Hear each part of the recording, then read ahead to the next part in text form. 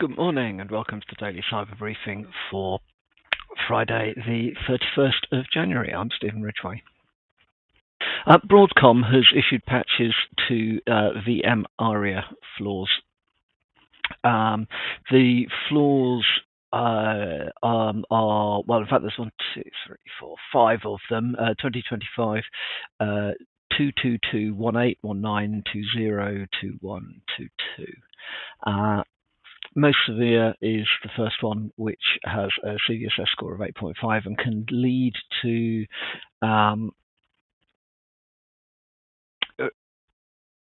attackers with view-only admin permissions being able to read the credentials of other users, I think, and other parts of logs and so on and so forth. Anyway, look, this stuff isn't earth-shattering. However, it is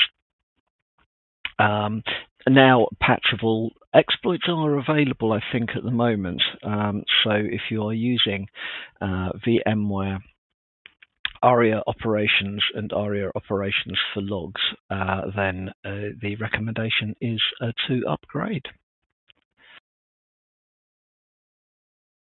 Malware has been discovered in healthcare patient monitors, and the malware has been traced to, well, it's certainly communicating with a now known Chinese IP address. So the patient monitor systems are Context Health's CMS 8000 patient monitor. I did check; they do appear to be in use in the UK. So, whereas a lot of the stuff that you see around healthcare in the cyber news is based around issues in the States, these devices certainly appear to be in use. I don't know how widely because I don't work in healthcare. The vulnerability has a CVSS 4 version 4. Bear in mind, CVSS scores are a little dependent on which version. This is a CVSS score version 4 of 9.3, exploitable with low attack complexity, and threatening healthcare systems worldwide, according to the article. So the CVSS 3.1 score is 9.8. It's pretty serious. This. So the first vulnerability in these devices is an out-of-bounds write vulnerability, CV 2024-12248, and there are in fact other vulnerabilities, but slightly less severe. The outcome is that as these devices monitor patients remotely, the devices could be used to run arbitrary code, and they could certainly also be used to leak patient information. So what can one do about that? Very little as a patient. If you work in healthcare IT, look out for patches. Fully appreciate that managing vulnerability and patch management in hospital systems is remarkably difficult. Generally, those of us working in cyber or IT or infra or whatever have got the luxury of knowing that if we completely screw it up, nobody dies. Unfortunately, if you work in healthcare IT and things go badly wrong, people might. So, yeah, fully get the fact that this stuff is difficult to deal with. However, allowing attackers to have access to the equipment that you need in order to monitor, in this case, or maintain patient health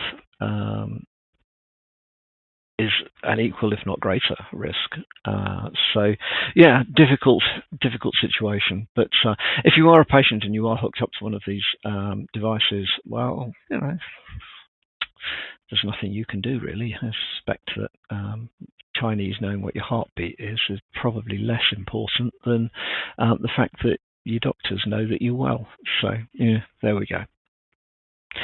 And then finally from me today, in the ongoing saga of DeepSeek misinformation, or DeepSeek confused information at least,